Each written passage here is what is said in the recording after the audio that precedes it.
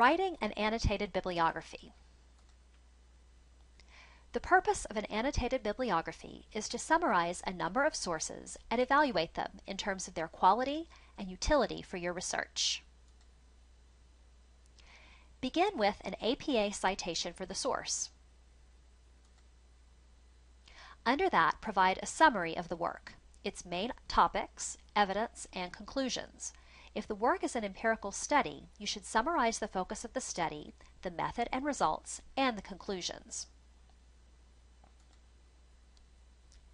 Next, provide your own evaluation of the source, its credibility, any problems with the writer's arguments, any limitations of the methodology or inaccurate interpretation of results, and your reactions to the conclusions. Fowler and Aaron, in the Little Brown Handbook, provide useful strategies for evaluating sources. Consider the following. Is the source closely related to your topic? Not too broad, but not too narrow? Is the source current, less than 10 years old, preferably more recent? Where does the source come from? The internet? A textbook? Magazine or newspaper? Peer-reviewed journal? How credible is the author? Is the author an expert in his or her field? What are the author's assumptions and biases? Is the source logical and measured in its tone? Is evidence presented? And if so, what is the quality of the evidence?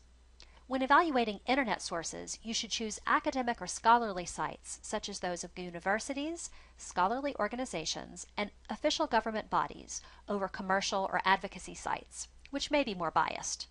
However, even scholarly sites can have bias, so always take a critical approach to viewing internet material. Finally, you should also highlight any questions that the work raises, such as possible avenues for future research, and indicate how the source supports your research topic.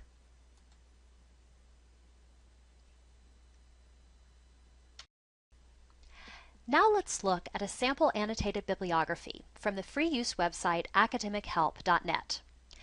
This annotated bibliography is about the effects of thinking and reviews 4 sources. Note that a full citation for each source is provided, but the citation is not in APA style. These sources are not actual works, but have been invented for illustration purposes. For the first source, Thinking is a Threat to Your Well-Being, the writer highlights the 3 main points of the book. Thinking causes mental instability, creates false truths, and conjures negative atmospheres.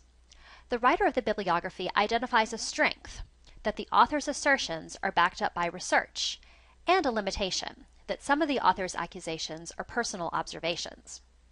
However, the writer indicates that the source is credible and provides a suggestion for how the source could be used, that is, in a section on negative aspects of thinking.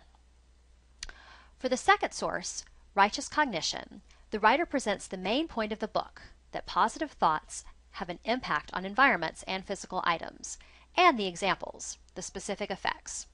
The strength, that the work is based entirely on scientific research, is noted, and the utility of the source is indicated.